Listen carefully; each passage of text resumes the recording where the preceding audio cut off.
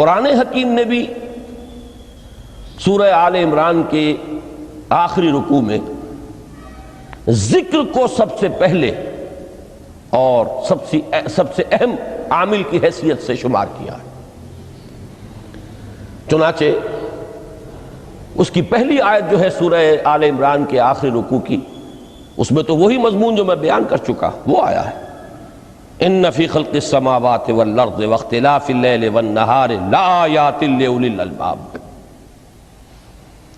یقیناً آسمانوں اور زمین کی تخلیق میں اور دن اور رات کے الٹ پھیر میں نشانیاں ہیں ہوش مندوں کے لیے۔ ان کے ذریعے سے انسانی شعور کے اندر وہ معرفت رب اجاگر ہوگی۔ وہ پہلا مرحلہ اب اس نے طے کر لیا، وہ ڈورمنٹ معرفت اب ایکٹیویٹ ہو گئی۔ اب مزید فکر کا مرحلہ ہے جو اگلی آیت میں آیا ہے،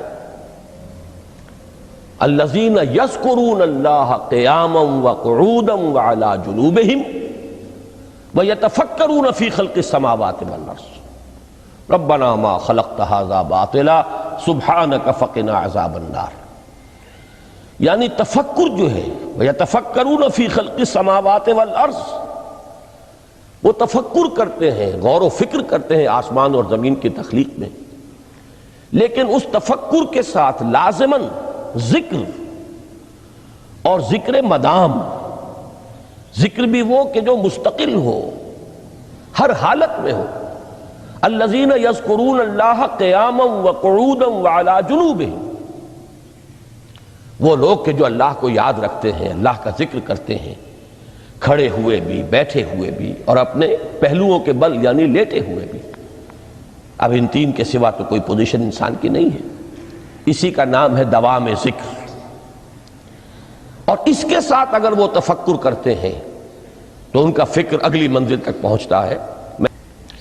تو پہلی شے تھی فکر انسانی کی صحیح رخ پر مزید پیش قدمی اور پیش رفت، اور اس کے لیے لازم ہے ذکر و فکر کا امتزاج۔ دوسری چیز کو لیجئے عمل کی درستی۔ اس عمل کی درستی کے لیے اللہ تعالیٰ کے ساتھ ایک گہرے تعلق کی ضرورت ہے،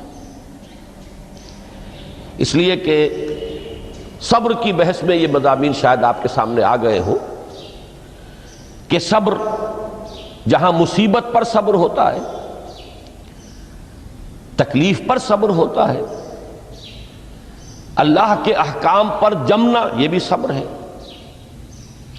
نفس کی خواہشات کی باغ کو تھام کر رکھنا، کھینچ کر رکھنا یہ بھی صبر ہے، اور استقامت، کسی شے پر قائم رہنا یہ بھی صبر ہے۔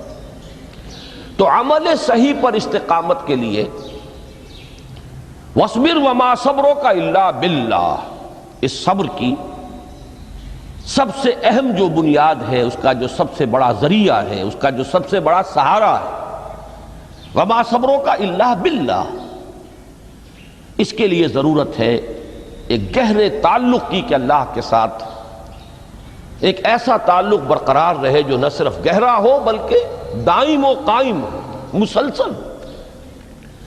ذرا ذہول ہوگا تعلق مع اللہ میں، ذرا کمی آئے گی، شیطان کا وار کاری ہو جائے گا۔ اسی کو حضور نے حدیث میں یوں تعبیر کیا ہے تمثیلاً کہ جو دل اللہ کی یاد سے غافل ہے،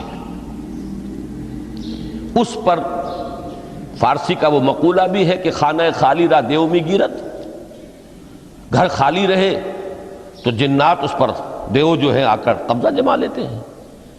تو خانہ قلب جو ہے اگر یاد خدا بندی سے خالی ہو گیا تو شیطان ابلیس لعین اپنی تھوتنی ٹکا دیتا ہے۔ یہ لفظ آتا ہے سور کے منہ کے لیے تھوتنی، جس طرح اس کا نکلا ہوا سا منہ ہوتا ہے آگے، تو یہ لفظ استعمال کیا گیا کہ وہ اپنی تھوتنی انسان کے دل پر جما کر اور پھوکے مارنی شروع کر دیتا ہے۔ تو شیطان کو موقع ہی تب ملتا ہے جب انسان کے تعلق مع اللہ کے اندر کمی ہو، وہ خانہ بالکل خالی ہو گیا ہو یا اتنا ضعیف ہو گیا ہو کہ کل عدم ہو جائے، گویا کہ نہیں۔ تیسری چیز کی طرف آئیے، روحانی ترقی، روحانی ترقی کے لیے میں ایک اصطلاح کے سامنے لا رہا ہوں، اس سے مراد کیا ہے؟ روحانی ترقی کے لیے ہماری دینی اصطلاح ہے تقرب الی اللہ، اللہ سے قریب تر ہوتے چلے جانا۔ اس پر میرا ایک کتابچہ بھی ہے، تقرب الی اللہ کے 2 مدارج، 2 درجے، جو در حقیقت ایک حدیث نبوی علیہ الصلوۃ والسلام ہی پر مبنی ہے کہ حضور نے ایک درجہ قرار دیا ہے تقرب بالفرائض، فرائض کے ذریعے سے انسان اللہ کا قرب حاصل کرے۔ ایک ہے تقرب بالنوافل، نوافل کے ذریعے سے اللہ کا قرب حاصل کرے۔ ان میں کیا نسبت و تناسب ہے، اہمیت کے اعتبار سے کون بڑھ کر ہے، بلندی کے اعتبار سے کون بڑھ کر ہے، یہ تمام مسائل میں نے اپنی اس تقریر میں بیان کیے تھے جو اس کتابچے میں شائع ہوئی ہے۔ اس وقت میں اس کی تفصیل میں نہیں جا رہا، صرف یہ تذکرہ اس لیے کر رہا ہوں کہ جن کو بھی خواہش ہو جائے وہ اس کا مطالعہ کرے۔ ہماری اس وقت کی گفتگو سے وہ کتابچہ اس جگہ پر منسلک ہوگا۔ تو تقرب الی اللہ، یہ تقرب کوئی فزیکل فینومینن نہیں ہے، جسمانی یا مادی مسئلہ نہیں ہے۔ اللہ سے قرب یہ نہیں ہے کہ کوئی کروڑوں میل کا فاصلہ ہے، اب ہمیں کوئی رسی پر چڑھنا ہے اوپر بڑی محنت اور مشقت سے، فصل تو ہے ہی نہیں، فاصلہ ہے ہی نہیں، بعد ہے ہی نہیں۔ نحن اقرب الیہ من حبل الورید، ہم تو انسان سے اس کی شہرگ سے بھی زیادہ قریب ہیں۔ ہوا معکم اینما کنتم، وہ تو تمہارے ساتھ ہی ہوتا ہے جہاں کہیں بھی تم ہو، بس صرف یہ کہ تمہاری توجہ نہیں ہوتی، تم اور چیزوں میں مشغول و مصروف رہتے ہو، تم ہماری طرف دھیان ہی نہیں دیتے، تم ہماری طرف متوجہ ہی نہیں ہوتے۔ ہم تو مائل بے کرم ہے، کوئی سائل ہی نہیں، راہ دکھلائیں کسے رہنو منزل ہی نہیں۔ انسان جب متوجہ ہو جاتا ہے اور بڑھتا ہے، آگے پیش قدمی کرتا ہے روحانی اعتبار سے، تو یہ ہے در حقیقت تقرب الی اللہ، اور اسی کو ہم کہیں گے روحانی ترقی۔ اب ان 3 چیزوں کو اگر آپ نے ذہن میں جما لیا، پھر میری بات کی ترتیب اس کو ذہن میں قائم کیجئے۔ ہم چلے کہاں سے؟ کہ دین کے ساتھ اصل مناسبت فلسفے کی نہیں، حکمت کی۔ نمبر 2، حکمت قرآنی کا پہلا اور اہم ترین اور بنیادی مسئلہ معرفت رب کا حصول ہے۔ اس کا نتیجہ شکر خداوندی ہے، اس کا ذریعہ آیات آفاقی، آیات انفسی، اور سب سے بڑھ کر آیات قرآنیہ ہیں جو الذکر ہے، جو تذکرہ ہے، جو ذکرہ ہے۔ لیکن اس پہلے مرحلے کو اگر کوئی انسان بفضل ہی تعالی، اللہ کے فضل و کرم سے طے کر لے، اب اس کے سامنے 3 مسئلے ہیں۔ فکر کی مزید پیش رفت، مزید پیش قدمی صحیح رخ پر، اس کے لیے ذکر اور فکر دونوں کا امتزاج لازمی ہے۔ فقر قرآن اختلاط ذکر و فکر۔ الذین یذکرون اللہ قیاما وقعودا وعلی جنوبہم ویتفکرون فی خلق السماوات والارض۔ دوسری شے عمل کا درست رہنا، نہ افراط و تفریط ہو، عدم توازن ہو، نہ انسان نفس سے مغلوب ہو جائے، نہ انسان جذبات کی رو میں اندھا ہو جائے، نہ انسان ماحول سے مرعوب ہو کر متاثر ہو جائے، صحیح رخ پر اس کا عمل۔ نمبر 3، روحانی ترقی، جو اصل حاصل ہے، جو اصل مقصود ہے۔ نمبر 2 چیز کے لیے تعلق مع اللہ ضروری، نمبر 3 کے لیے تقرب الی اللہ ضروری۔ اب غور کیجئے، ان تینوں چیزوں کا بڑا گہرا تعلق ہے نماز کے ساتھ۔ ان تینوں کے لیے ستون کی حیثیت نماز کو ہے۔ لہذا ایمان کے بعد یا معرفت رب کے بعد حکمت دین کا اہم ترین مسئلہ نماز، صلاۃ۔ اس لیے کہ ایک طرف یہ انسان کو اللہ کے ساتھ ایک گہرے تعلق کا ذریعہ فراہم کرتی ہے، اپنے تمام مصروفیات میں سے ان مشغولیتوں میں جن میں گم ہونے کا خدشہ ہوتا ہے، نکلو۔ 24 گھنٹے کے معمولات میں سے کم 5 مرتبہ تو لازماً نکلو،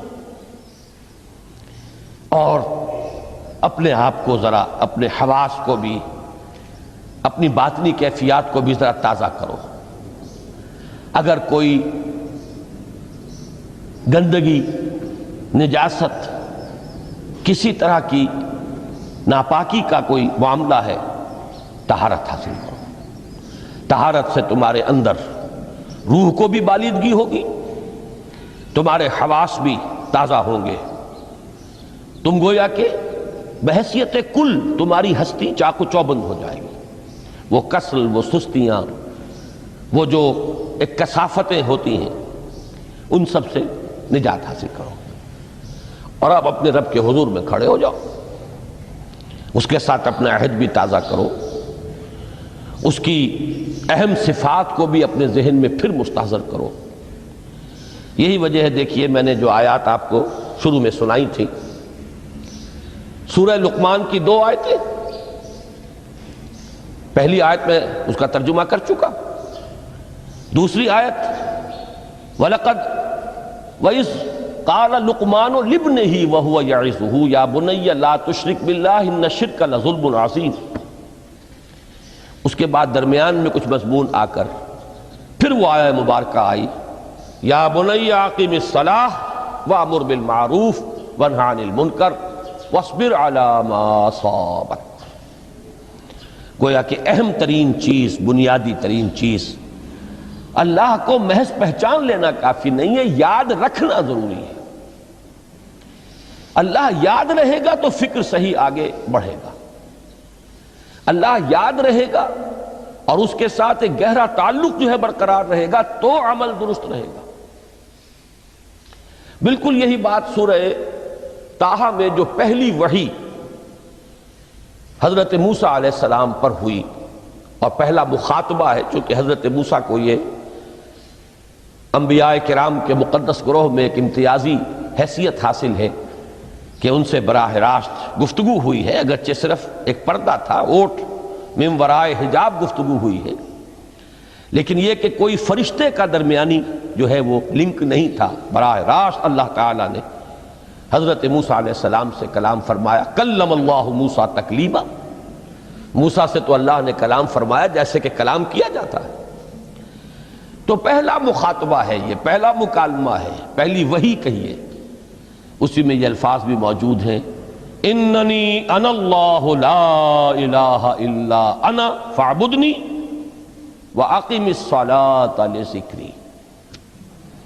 یہ گویا کہ حکمت قرآنی کا ایک بہت بڑا خزانہ ہے یہ آیت مبارکہ، کہ خود حضرت موسیٰ علیہ السلام کو جو ہدایت دی جا رہی ہے، میں ہوں، میں اللہ، اننی انا اللہ لا الہ الا انا، میرے سوا کوئی معبود نہیں، فاعبدنی، بس میری بندگی، میری عبادت، میری پرستش، میری محبت، اس کو اختیار کرو۔ وَأَقِمِ الصَّلَاةَ لِذِكْرِي، اور نماز کو قائم رکھو میری یاد کے لیے۔ بلکہ اسی سلسلہ کلام میں آگے چل کر سورہ طٰہٰ میں آتا ہے، کافی گفت و شنید کے بعد جب حضرت موسیٰ نے کچھ معذرت بھی کی، کچھ دعائیں بھی کی، اللہ نے ایک دعا قبول بھی کی کہ ان کے بھائی کو بھی شریک کر دیا، حضرت ہارون کو بھی۔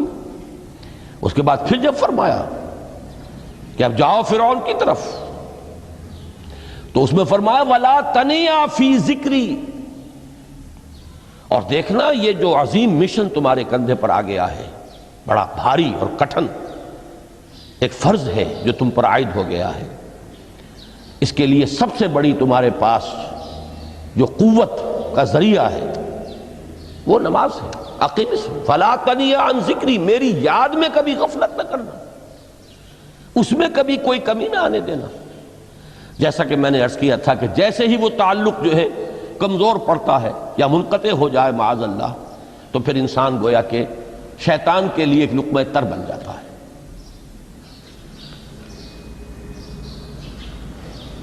اب آپ غور کیجئے، تیسری شے تقرب الی اللہ،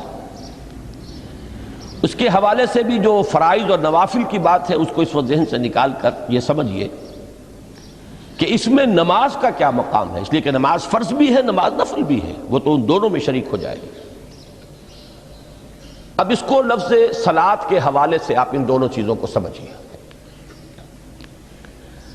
صاد لام واو یا یہ چونکہ حروف علت ایک دوسرے سے بدلتے رہتے ہیں، یہ جو مادہ ہے اس کی جو خالص لغوی اصل ہے، جو خالص عربی زبان میں اس کا بنیادی مفہوم ہے، وہ آگ جلانا یا آگ تاپنا یا آگ سینکنا، حرارت حاصل کرنا۔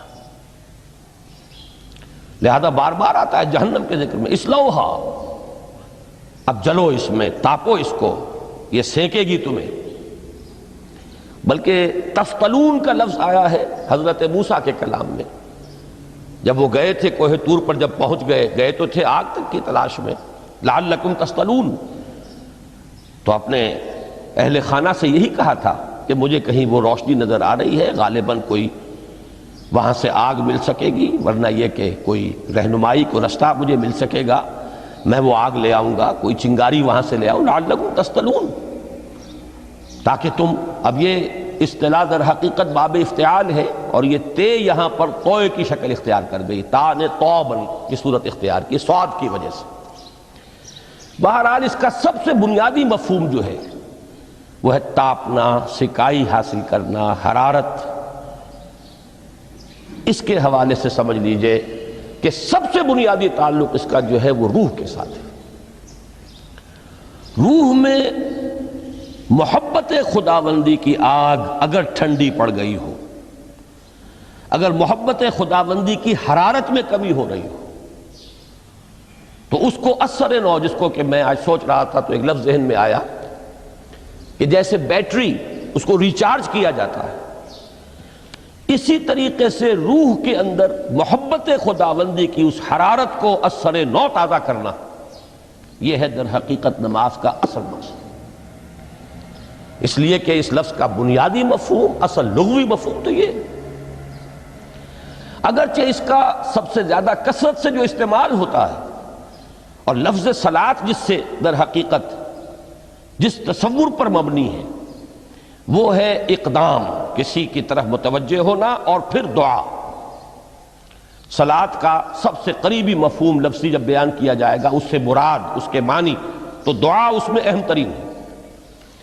کسی کی طرف توجہ کرنا، مناجات کرنا، گفتگو کرنا، مخاطبہ، مکالمہ، دعا، یہ در حقیقت صلاۃ کا سب سے بڑا اصطلاحی مفہوم ہے۔ لیکن جو اس کا مادہ ہے، صاد لام واو یا صاد لام یا، اس کا اصل مفہوم جو ہے وہ تاپنا، حرارت حاصل کرنا۔ تو ان دونوں کے حوالے سے عرض کر رہا ہوں، وہ تاپنا اور حرارت حاصل کرنا وہ ہے روح کے اعتبار سے۔ وہ جو کہا اقبال نے کہ بجھی عشق کی آگ اندھیر ہے، مسلمان نہیں راہ کا ڈھیر۔ یہ عشق کی آگ جب بجھ جاتی ہے، در حقیقت یہی تو انسان کی روحانی موت ہے۔ جب یہ نہ رہے تو چاہے منطق میں بہت انسان ماہر ہو، مجھے اقبال کا ایک شعر یاد آیا ہے تقابل کرتے ہوئے، ایک انسان محکوم اور ایک انسان حر، آزاد انسان، ان کی نفسیات میں جو بنیادی فرق علامہ اقبال نے مختلف مواقع پر بیان کیے ہیں۔ محکوم ہے بیگانہ اخلاص و مروت، ہر چند کے منطق کی دلیلوں میں ہے چالاک۔ تو منطق کی دلیلوں میں انسان چالاک ہو جائے اور وہ لغت ہائے حجازی کا وہ ایک خزانہ بن جائے، اسے تمام الفاظ کے معنی یاد ہو، وہ بڑے مسائل فقہ کے اسے ازبر ہو، جزیات، بے انتہا جزیات جو ہیں وہ مستحضر ہو، فلسفے کے بڑے بڑے مسئلے اس نے حل کر لیے ہوں، لیکن اگر روح میں وہ اللہ کی محبت کی آگ نہیں ہے، وہ تپش نہیں، بجھی عشق کی آگ اندھیر ہے، مسلمان نہیں راہ کا ڈھیر۔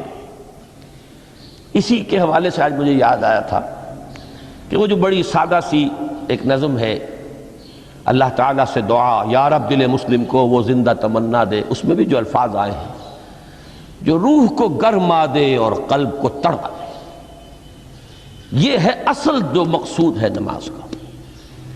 اور یہی وہ چیز ہے جیسا کہ میں نے عرض کیا تھا کہ نگاہوں سے اوجھل، یہ پہلو سامنے ہے ہی نہیں، دوسرا پہلو سامنے ہے اور وہ بھی میرے نزدیک بہت اہم ہے، بہت بنیادی ہے، اس میں کوئی شک نہیں، لیکن یہ ہے بلند ترین منزل کہ تقرب الی اللہ، اس کے لیے در حقیقت یہ کس لیے درکار ہے؟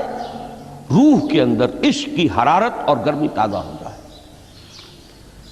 بسا اوقات یہ اندر دب جاتی ہے، جیسے انگارہ ہوتا ہے آگ کا، اس کے اوپر خاک اور راکھ آ جاتی ہے، اندر کچھ ہوتی ہے، آگ دبی ہوئی سمجھ، آگ بجھی ہوئی نہ جان، اس دبی ہوئی آگ کو پھر ایک شعلہ بنانا، پھر اس کے اندر ایک حیات تازہ پیدا کرنا، یہ ہے نماز کا اہم ترین اور بلند ترین مقصد۔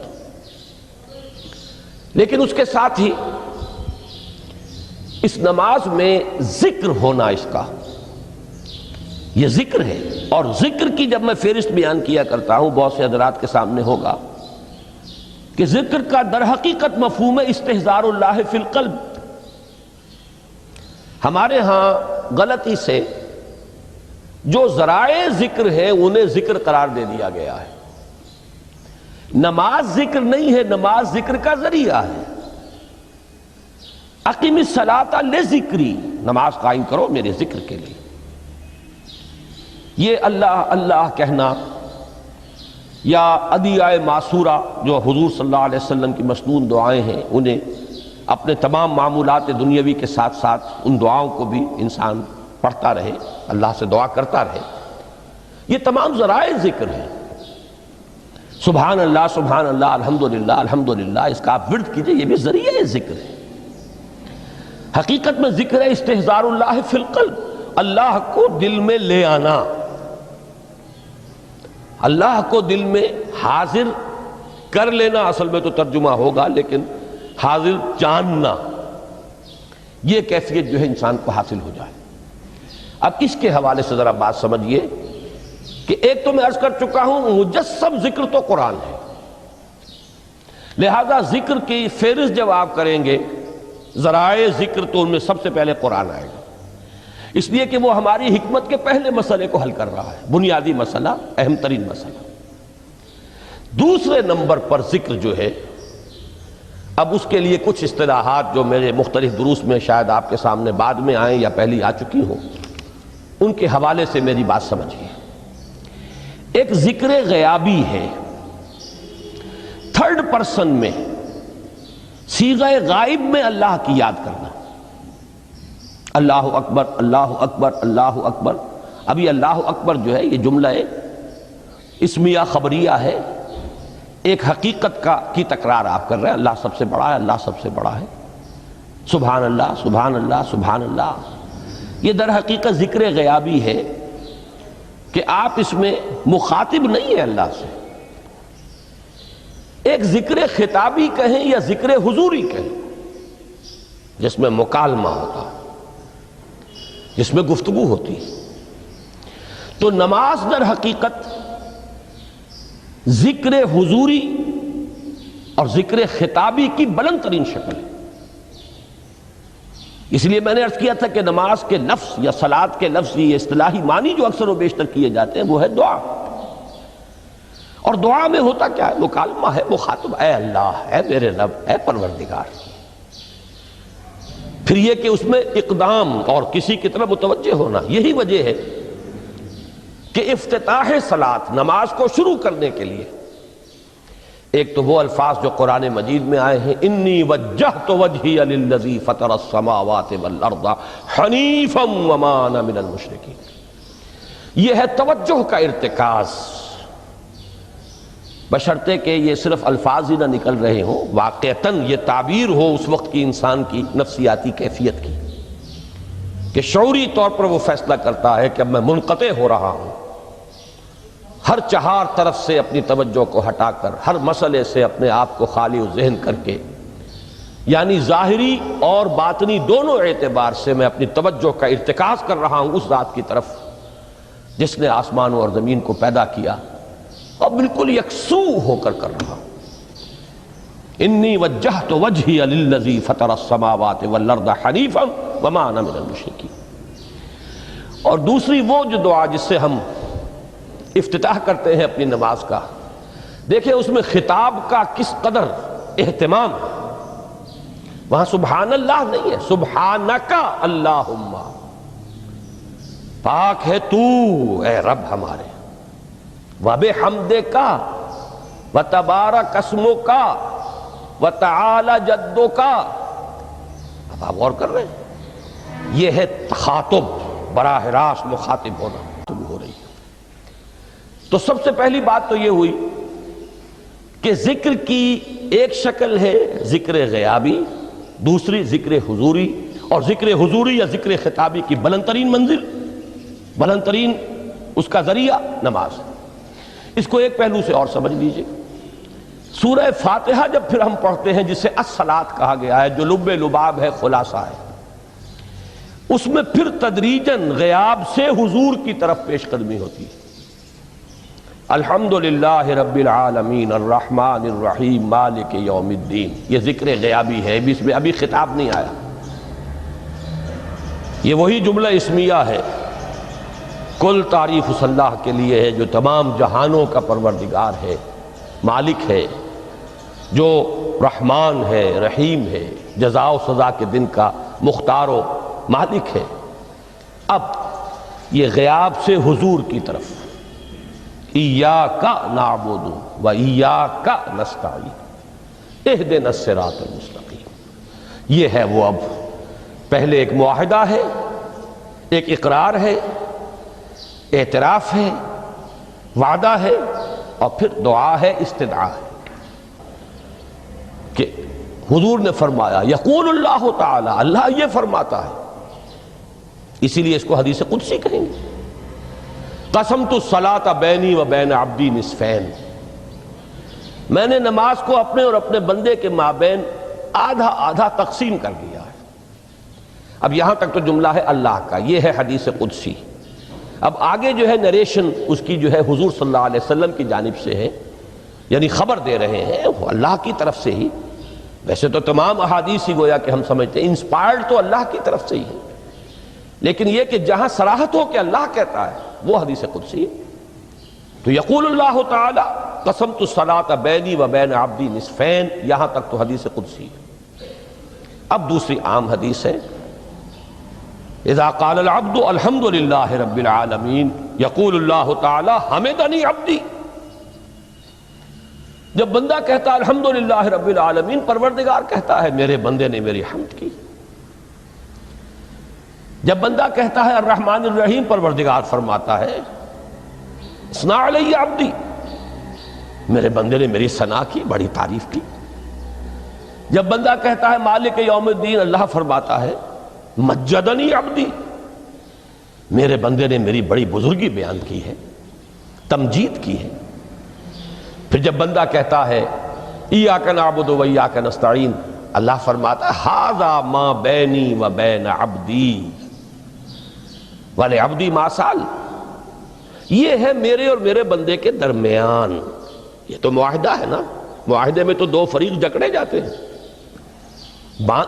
بند جاتے ہیں۔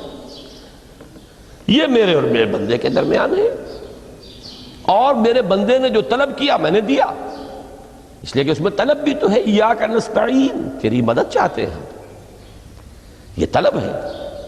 اسی کی شرح ہے جو اب آخری 3 آیتیں ہیں، پروردگار ہم تیری مدد چاہتے ہیں، پروردگار ہم تیری ہی بندگی کرتے ہیں اور کریں گے، اور تیری ہی مدد چاہتے ہیں، چاہیں گے۔